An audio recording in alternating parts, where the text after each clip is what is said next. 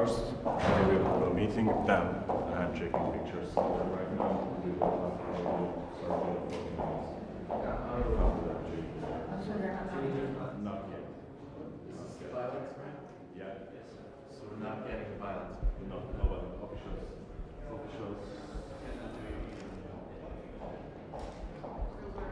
We're just going to stay right here.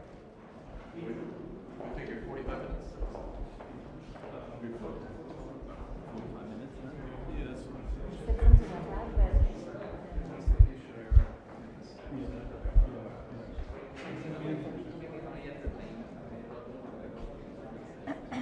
It seems like they're confirmed.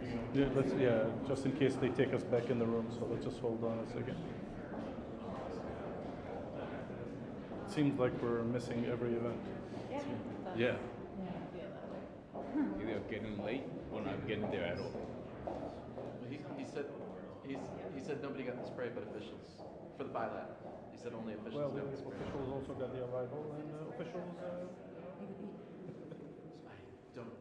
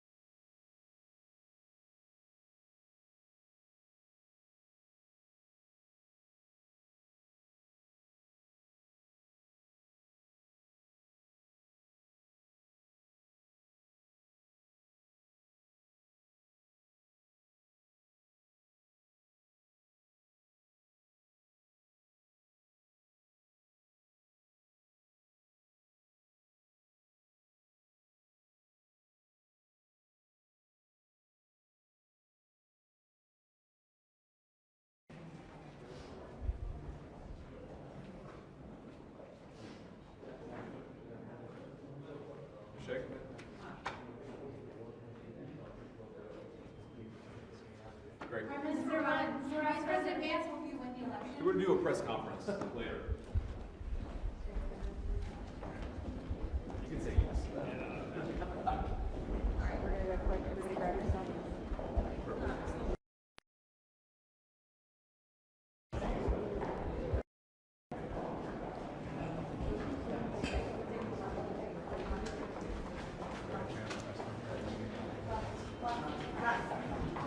Get in the elevator. There we go.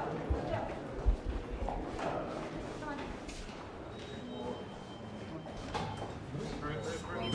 One more. No, that's all. Sorry. Is anybody of us in there? No, just don't push the button, please.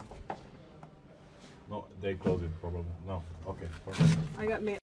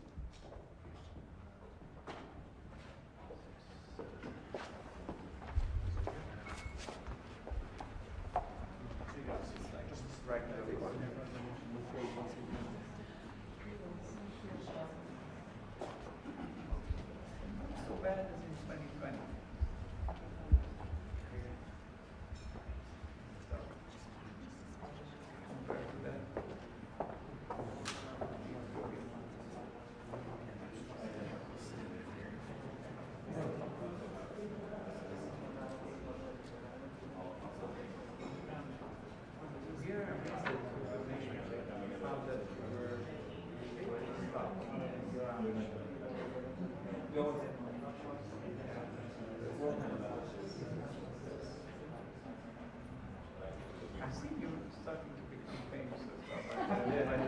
I'm saying slack. No, no, that. I mean, not everyone can propose queen.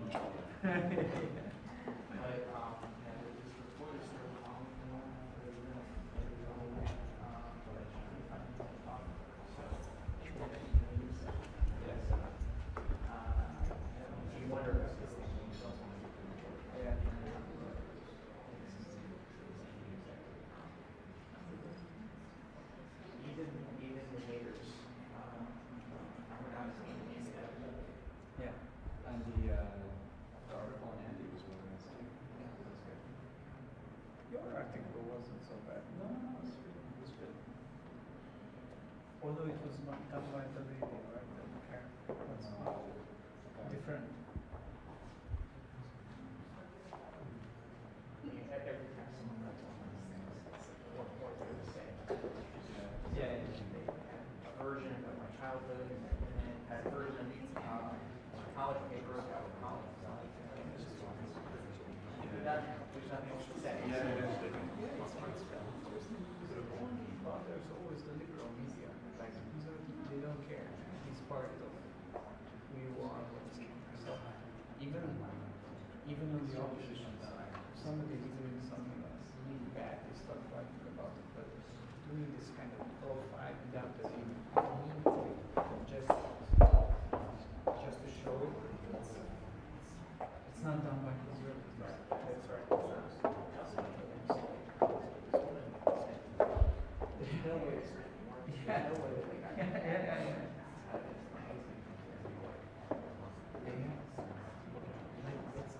Shows that they have unlimited amount of resources to dedicate somebody. It's almost like it's not full time. It's funding. Yeah. Yes. We're gonna step out.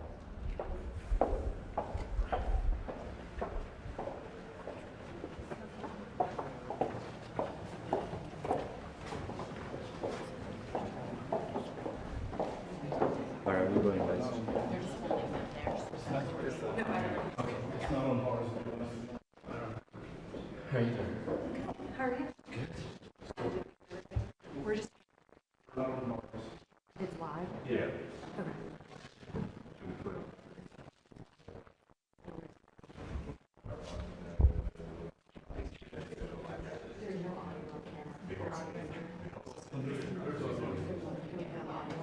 Just take him there for 2 seconds. We'll put more stuff.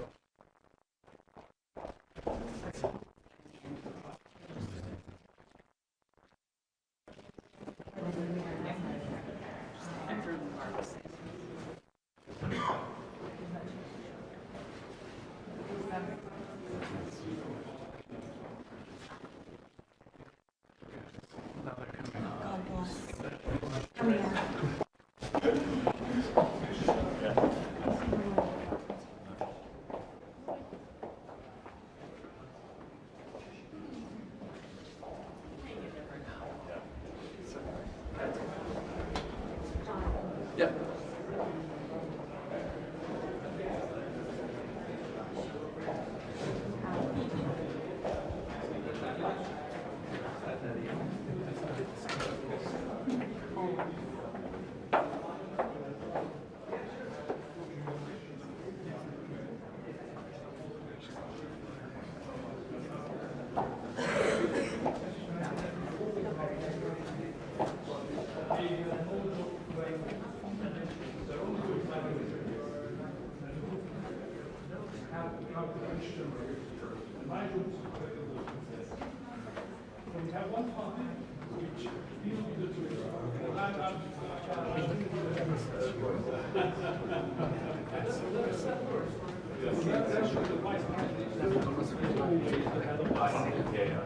So this is the construction.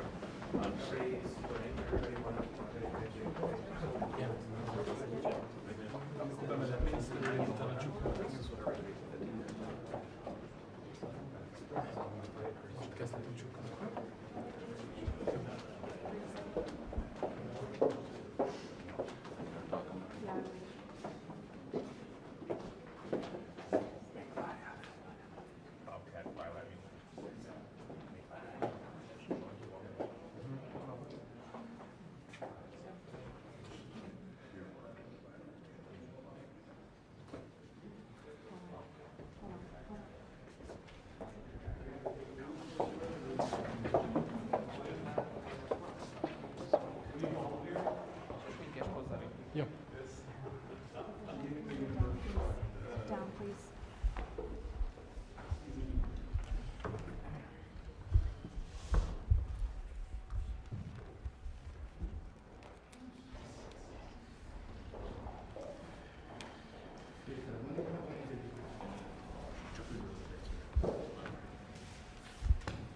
Okay, welcome to all of you. Your Excellency, thank you very much for being so kind to visit us, especially in the high moment of the world politics, when it's difficult to understand what's going on many points of the world.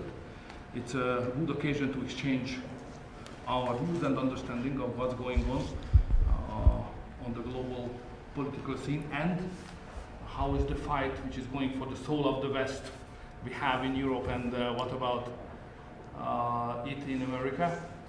And of course, because the special relationship between the Americans and the Hungarians, now we have the American-Hungarian Friendship Day.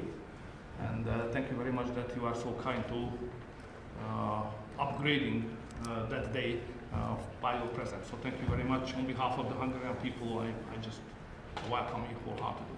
Great. Well, thank you. It's lovely to be here in Budapest, a beautiful city filled with amazing people. Like you said, the relationship, friendship between Hungary and the United States is very important to us, in part because we love the Hungarian people and this amazing nation and culture, but in part because the President loves you, and so do I, because you're such an important part of what has made Europe strong and prosperous.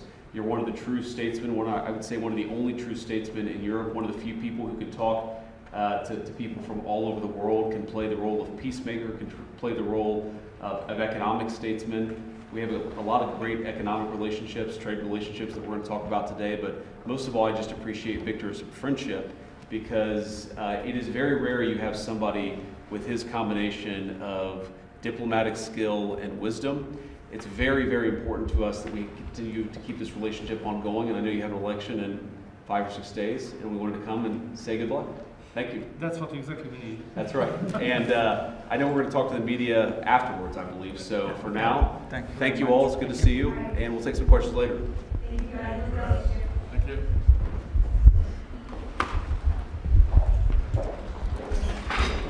I was led to believe that you're mean to the reporters. You guys are very nice to the reporters.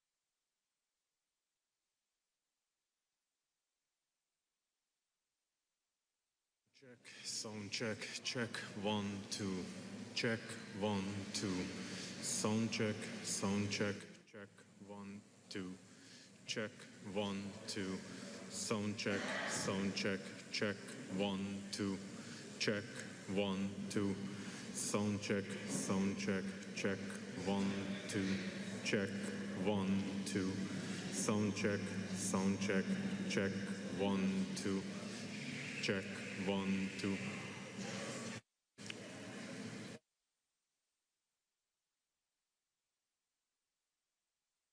Sound check, check, 1, 2, check, 1, 2, check, 1, 2. Sound check, check, 1, 2, check, 1, 2. Sound check, check, 1, 2, check, 1, 2. Sound check, check, 1, 2, check, 1, 2. Sound check, check, 1, 2, check, 1, 2. Sound check, check, 1, 2.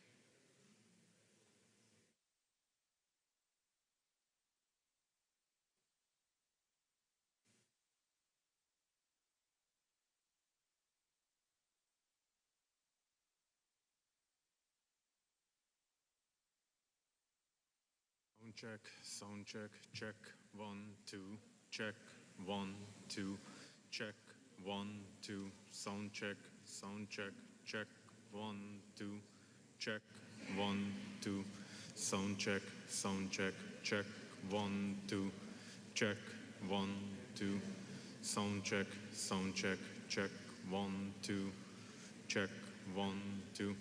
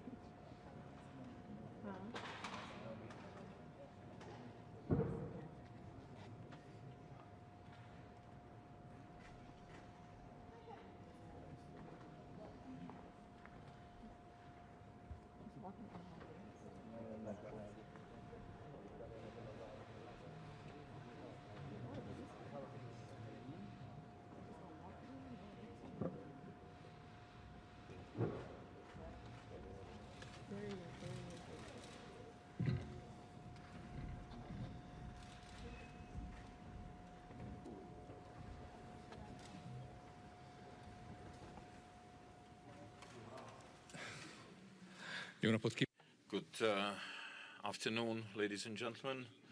Good afternoon, ladies and gentlemen. I'd like to respectfully welcome you all, and I'd like to especially welcome His Excellency JD Vance, Vice President of the 50th Vice President of the United States of America, at this press conference on the occasion of his visit to Hungary. I'd like to welcome Prime Minister Viktor Orban, Hungarian and American delegation members. I'd like to ask Prime Minister Viktor Orban to deliver his statements. Good afternoon, ladies and gentlemen. If you'll allow me, I'm going to speak in my mother tongue, Hungarian.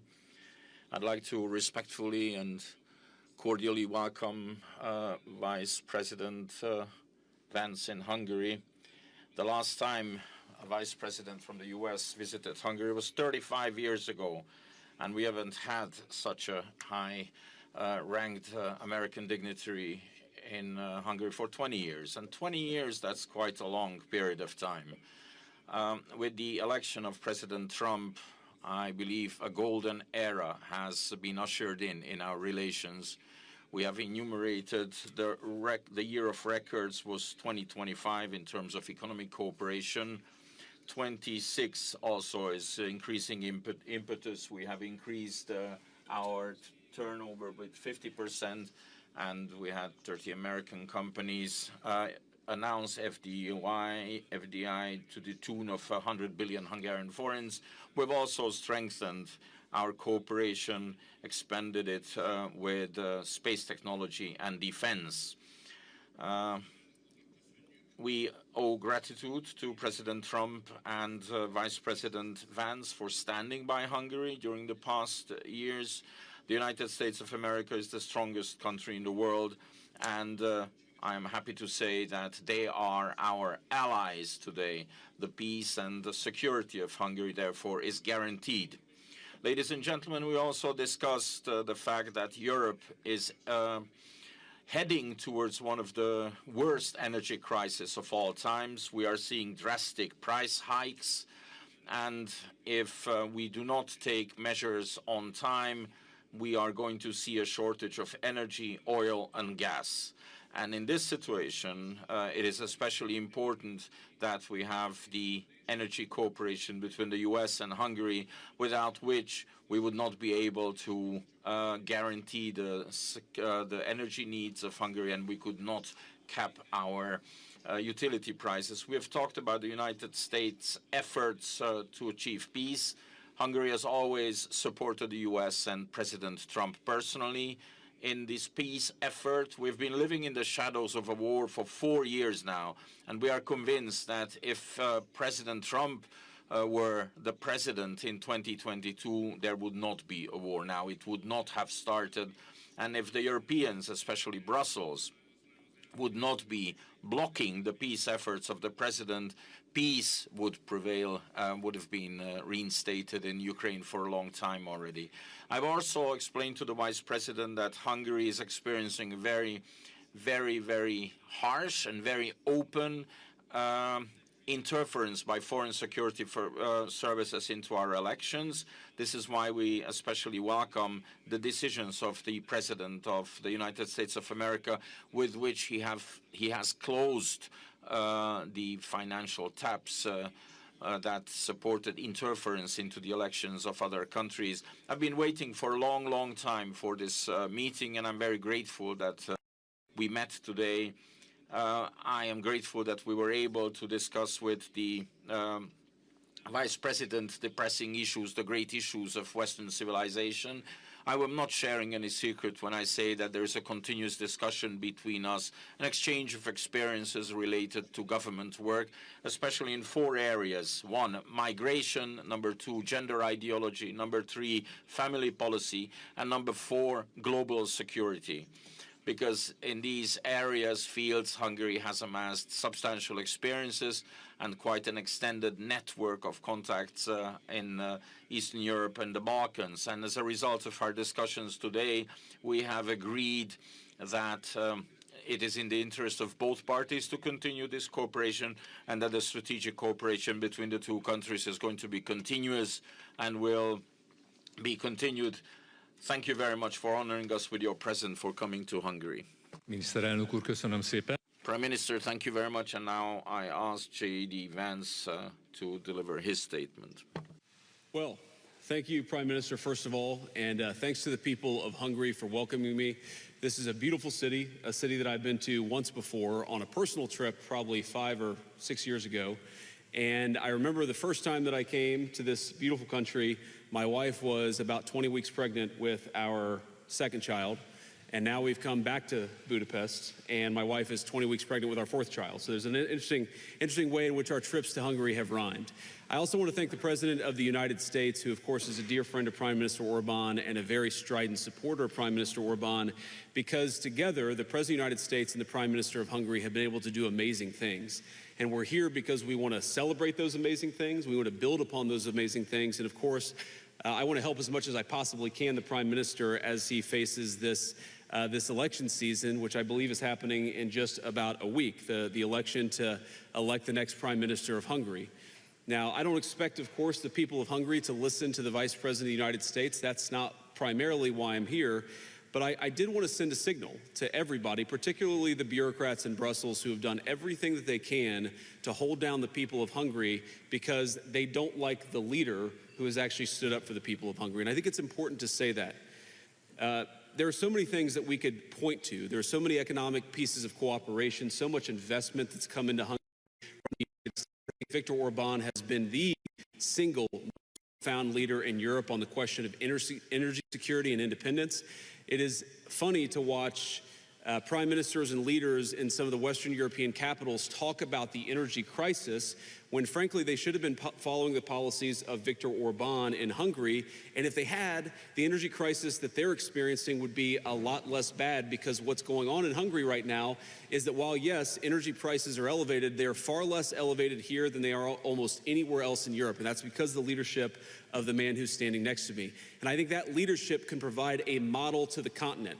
We want Europe to be successful. We want European families to be able to afford to heat their homes and to build great things. We want Europe to be energy independent and even energy dominant, but it's not going to be energy secure if it continues to follow the failed policies of the past. And so I think Viktor has been a great example in charting a course that could lead to a better, more prosperous, and more energy secure Europe. There's a lot of other cooperation in technology and artificial intelligence and manufacturing. There are so many ways in which the United States and Hungary have been great economic partners, and that partnership has really accelerated over the past couple of years under President Trump's leadership. But ladies and gentlemen, I'm not here primarily, Viktor, because of the economic cooperation between our countries. I'm here because of the moral cooperation between our two countries, because what the United States and Hungary together represent under Viktor's leadership and under President Trump's leadership is the defense of Western civilization, the defense of the idea that children should be able to go to school and get educated and not indoctrinated, the defense of the idea that European and American families should be able to transport themselves and be able to afford to heat and cool their homes, the defense of the idea that we are founded on a certain Christian civilization and Christian values that animate everything from freedom of speech to rule of law to respect for minority rights and protection of the vulnerable. There is so much that unites the United States and Hungary, and unfortunately, there have been too few people who have been willing to stand up for the values of Western civilization. Viktor Orban is the rare exception that has unfortunately proved the rule. That's one of the reasons why I'm here. I'm here because Viktor is a statesman, and we have seen so much talk in European capitals about the need to end the war in Russia and Ukraine, and we certainly agree with it. The war would have never started if President Trump had been president 4 years ago, but now that it has started, probably the two leaders who have done the most to actually end that destructive conflict have been Donald J. Trump and Viktor Orban in Hungary. And they've done it through diplomacy, through talking to people, through trying to understand what the Ukrainians and the Russians need to end the war. We're going to continue to participate in that process, but I think that it is a testament to the people of Hungary that you're a country of 10 million people.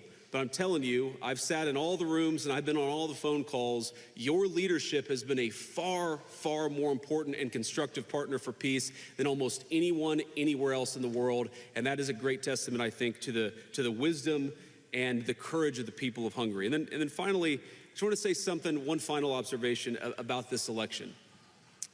What has happened in this country, what has happened in the midst of this election campaign is one of the worst examples of foreign election interference that I've ever seen or ever even read about.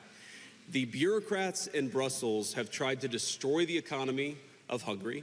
They have tried to make Hungary less energy independent. They have tried to drive up costs for Hungarian consumers, and they've done it all because they hate this guy. I think that what the people of Hungary, I would encourage them to ask themselves, not who's pro or anti-Europe, not who's pro or anti the United States of America, but who is pro you, who is pro the people of Hungary. In my experience, I've seen a guy who has ferociously advocated for the interests of Hungary. I'm here to help him in this campaign cycle, and yet when I sat down with Viktor, we didn't talk about politics. We talked about Here are 5 things that we need, that the Hungarian people need from the United States in order to further our partnership and in order to achieve prosperity. That's the kind of leadership that is needed. And on everything from digital censorship, why are bureaucrats in Brussels telling social media companies what information they're giving to Hungarian voters? I think the voters of Hungary are adults. They are sovereign in their own country, and they should be able to look at whatever information they would like to about the election without somebody in a faraway capital treating them like children. Sovereignty, democracy are fundamentally about the people choosing. And part of the reason why we're here, and part of the reason why the President of the United States sent me here, is because that we think the amount of interference that's come from the bureaucracy in Brussels has been truly disgraceful. I won't tell the people of Hungary how to vote. I would encourage the bureaucrats in Brussels to do the exact same thing. So, Viktor, thank you, and it's good to see you. Thank you very much. We'll take a couple of questions. Do you want to? Thank you, Mr. Vice President. We have time for a couple of questions. The first two goes to the Hungarian side, and then the floor is yours, Mr. Vice President. Az első kérdést a... So the first question goes to Hungarian television. Csaba.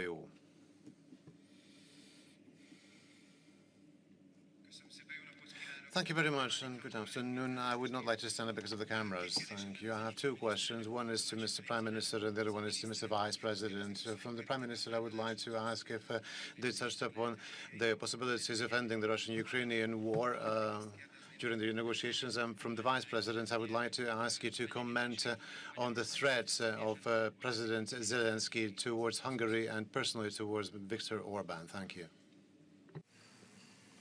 Okay. We did touch upon the Russian-Ukrainian war, which is a painful subject. We're talking about a war waged between 2 Christian countries. Moreover, in the territory of Europe. So these 2 sentences actually set out how serious this war is. And I have always really looked up on the President of the United States. I'm talking about the current President, obviously, that from the first moment onward, he regarded these 2 dimensions as most important.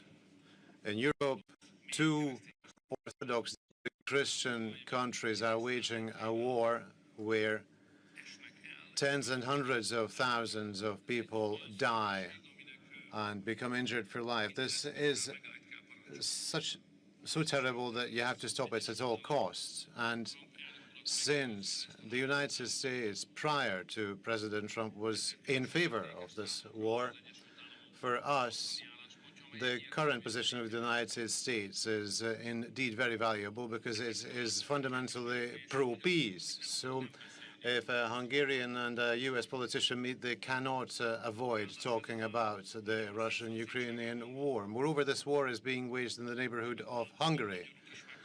Hungarians also die in this war, since in the current territory of Ukraine, multiple Hungarians live who are drafted, occasionally with brutal coercive measures. They are taken to the front where they die. So you cannot avoid talking about the Russian-Ukrainian war during especially so because previously the President of the United States had initiated a peace summit between the US and Russia, and he recommended as a venue for these talks Budapest, the capital of Hungary, which is the perhaps only possible venue in Europe. And Hungary agreed to that. In fact, I must say that up to the level of the technical preparation of this meeting, we negotiated on those with both the President of the United States and the President of Russia, and Hungary remains ready. So that if the US and Russia believe that a peace summit is required between the two of them, then Budapest will be happy to provide itself as a venue for that meeting. And we are available. And that's all I can say to you. Thank you for your willingness to host. And just to answer your question, so I'm not aware of President Zelensky threatening Viktor Orban. I know that there have been a lot of people who have threatened Viktor and have frankly not just threatened the people of Hungary, but have actually tried to exact costs on the people of Hungary because their leadership has been one of the few that's been wise and smart about the conflict between Russia and Ukraine. Now look, you don't have to defend the morality of the war. I think Viktor has. I certainly have. The President of the United States has condemned the invasion. We don't like the war. We want it to stop. That's not the question. The question is, how do you make it stop? And the answer is not by politicians who stand at microphones and beat their chests and act tough when somebody else's children are going off to fight in a conflict. You do it through sustained diplomacy. And so I'd ask the people of Hungary, and not just Hungary, but across Europe, what is the alternative to peace? Is it to continue feeding young men into this terrible, terrible war, to continue this completely ridiculous cycle of violence, or is it to get serious about diplomacy? Is it to continue to have skyrocketing energy prices to the point where European economies are on the verge of collapse, or is it to sit down and get serious about a peaceful revolution? The reason the President is dedicated about this is not because it affects us as people from Europe. We're much more insulated. What's going on in Russia and Ukraine than most countries anywhere else in the world.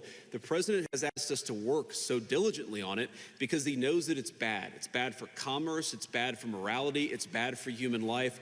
We need to actually engage in some real diplomacy. Viktor has been better at anybody at helping us understand what is the Ukrainians need and what is it the Russians need in order to achieve peace. We're going to keep on working on that process.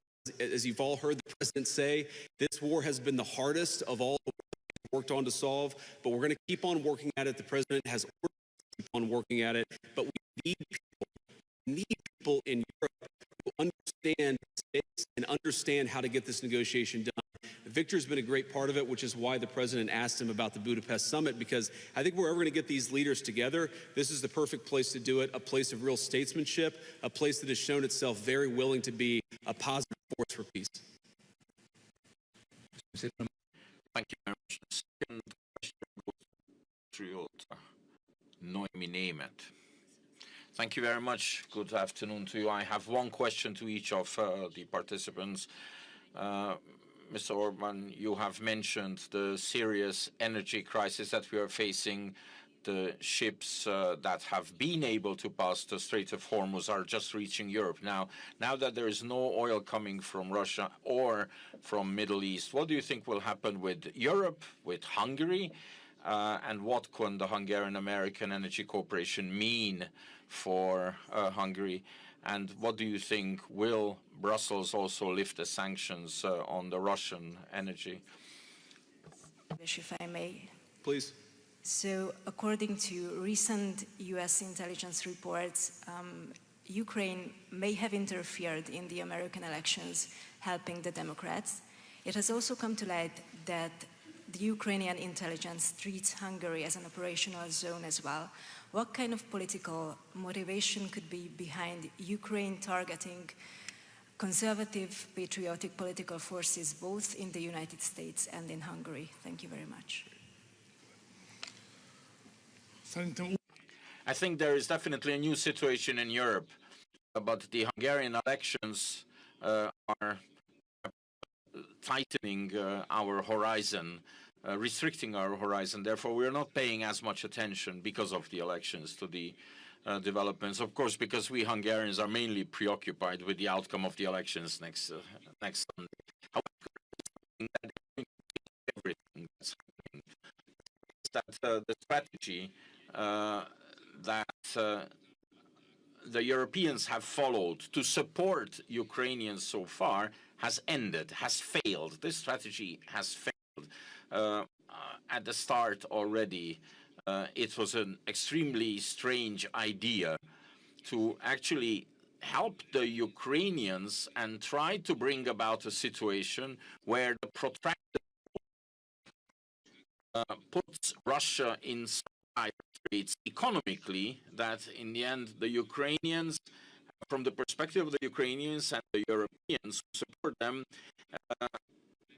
they will be forced to sit down with them in a weakened status that is preferable for the opposition. However, to wage an economic war against a country that has unlimited energy resources and has unlimited raw materials, while those waging the economy do not have energy and do not have raw materials, very strange idea. They might have believed that levied on Russia in the end will be enough to actually win this economic war. But what is happening now is all of a sudden everything has gained importance the Russians dispose of, and much more. So, support of Ukrainian strategy basically failed, but now we're concentrating was paid to this. But we will be faced with an absolutely new situation after the Hungarian elections. The Hungarian situation is difficult. I do not want to make a secret of it, because it was first at the end of 2022 that the Ukrainians blockaded the gas that was from Russia to Hungary. And to fend that off with the Turks team, but just now, not much before the elections, and I think because of the upcoming elections, and in the hope of having a pro-Ukrainian government elected into office, they actually blockaded our oil pipeline as well. The oil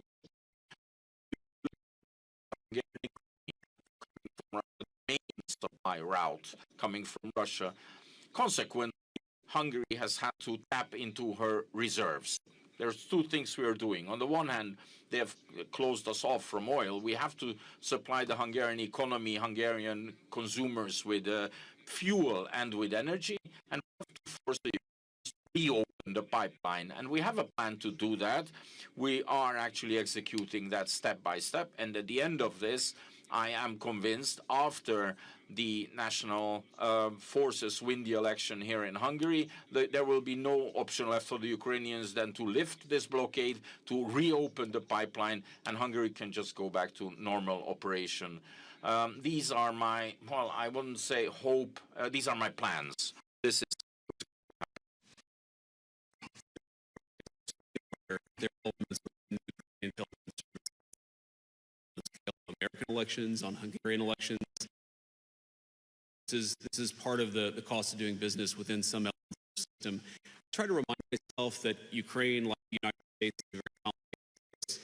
There are good people and there are bad people. There are people that try to, there are people that just say, you know what, and that's what we support.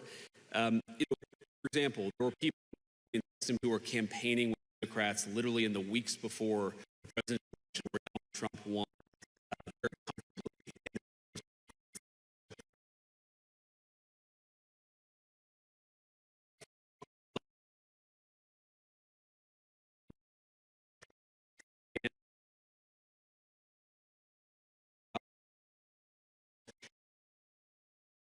Of Ukraine, the best interest of Europe and Hungary, the best interest of the United States for this war to come to as rapid of a close as possible.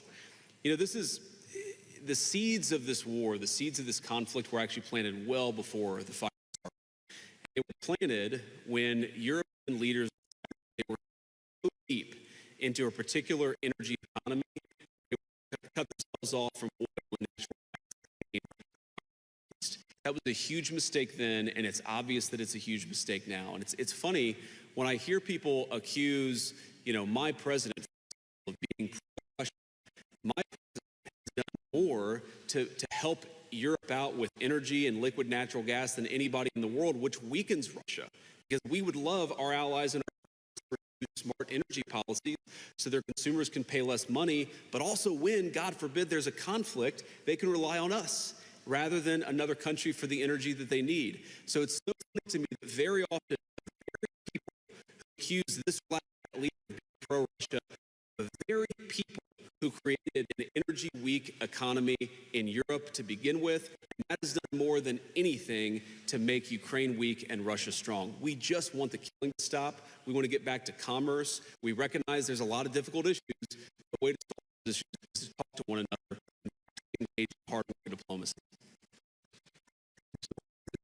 It's your call, please. Sure. So I'm going to call on a couple members of my pool because they traveled all night and are here with us. So let's start with Natalie at the Washington Post.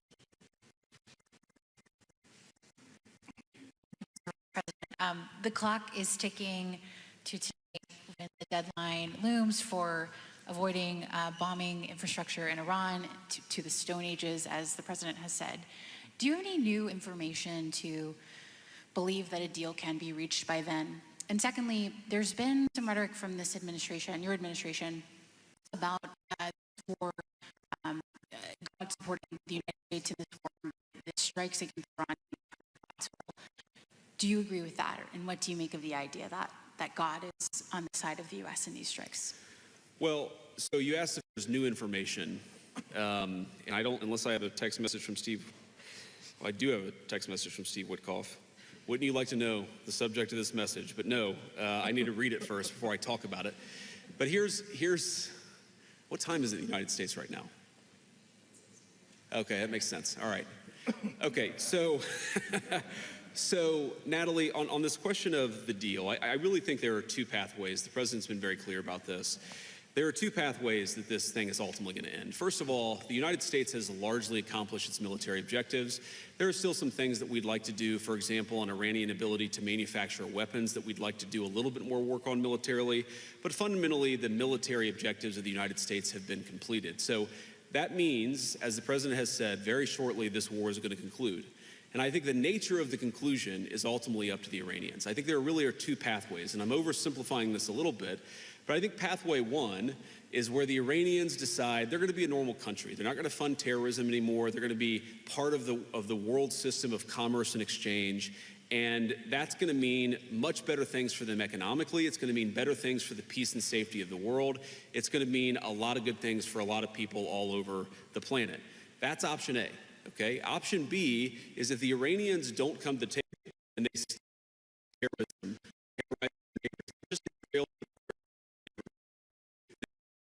the economic situation in Iran is going to continue to be very, very bad, and frankly, it will probably get worse. And so what the president has asked his entire team to do, particularly Steve Witkoff and Jared Kushner, what are the contours of a potential deal? What are they willing to do? Because militarily, it doesn't matter one way or the other to us. It's fundamentally a question of what does this look like afterwards, and that has been what the negotiations have been focused on. And the president's also been very clear that while the Iranians are trying to exact as much the United States has the ability to extract much greater economic costs on Iran than Iran has an ability to extract costs on us or on our friends in the world. So I hope that they're smart. The president has set a deadline for about 12 hours from now in the United States. We're going to find out, but there's going to be a lot of negotiation between now and then, and I'm hopeful that it gets to a good resolution. The second question you asked about, is God on our side, is God on whose side? I think my attitude towards military conflict has always been to pray that we're on God's side. And my own view is that we're doing this for the right reasons. We don't want a regime that is committed acts of terrorism to have it the world's most dangerous weapon, because that would mean a lot of innocent people dead. I certainly hope that God agrees with the decision that Iran shouldn't have a nuclear weapon, but I'll keep praying about it. And if he gives me a good answer, you'll be Next question. Let's see. I think we have Reuters and AP. Let's do Reuters. Okay, good. I checked my earpiece to see if somebody in my staff would tell me who I should call on, but nobody answered. This is just Hungarian, so go ahead. Thank you, Mr. Vice President. This is Sumaya Pamuk from Reuters. I have a couple of questions. I do think you have to read that text because we have reporting that the United States is striking some targets in Karg Island. You did say that the military objectives of this war have been achieved. So could you help us understand why the president is still threatening to attack every bridge and every power plant in Iran? You also said that up soon. Did not give it a timeline. We had said 4 to 6 weeks, and we're now in week 6. Do you have a specific timeline? Excuse me, these are spontaneous questions. That's a lot of questions. Okay, I'll stop. I mean, the Hungary question is, if Prime Minister Orban loses, do you commit, does the United States commit to working with the new leader? Will you have a golden age relationship with the new leader? Thank you so much. Well, of course, we're going to work with whoever wins the Hungarian election because we love the people of Hungary and it's an important relationship. But Viktor Orban is going to win the next election in Hungary, so I feel very confident about that and about our continued positive relationship. Victor, is that right? That's the plan. Okay, all right. So you asked about Karg Island. My understanding, having talked to Pete and General Kane about this, is that we were going to strike some military targets on Karg Island. I believe we have done so. The president's deadline has been followed by us and everybody else, and he said very clearly, we're not going to strike targets until the Iranians either make a proposal that we can get behind or don't make a proposal, but he's given them until Tuesday at 8 o'clock. So I don't think the news on Karg Island represents a change in strategy or represents any change from the President of the United States. He continues to say the deadline is 8 o'clock, and the deadline is for what? Fundamentally, what Iran is trying to do, because they've been defeated militarily, is they're trying to extract as much economic pain on the world as possible. And the President of the United States is a man who recognizes leverage, that if the Iranians want to exact a certain amount of pain, the United States has the ability to exact much greater pain. The President doesn't want to do that. I don't want to do that. I will negotiate so aggressively, but is in the Iranian support. I think the President has talked about this. One thing I will say is that the Iranians were not the fastest before the war started. Negotiators now. So we recognize there's some delay sometimes in transmitting messages from one person to another, but we feel confident that we can get a response, whether it's positive or negative. We're going to get a response from the Iranians by 8 o'clock tonight. I hope they make the right is we want a world where oil and gas is flowing freely, where people can afford to heat their homes and cool their homes, where people can afford to transport themselves to work. That's not going to happen if the Iranians are engaged in acts of economic terrorism. So they've got to know we've got tools in our toolkit that we so far haven't decided to use. The President of the United States can decide to use them, and he will decide to use them if the Iranians don't change their course of conduct. I think that's it. Mr. Vice President, Miniszterelnök úr, köszönöm szépen. Thank you very much, Mr. Prime Minister, Mr. Vice President. That concludes our press conference. Thank you very much for being with us, and goodbye.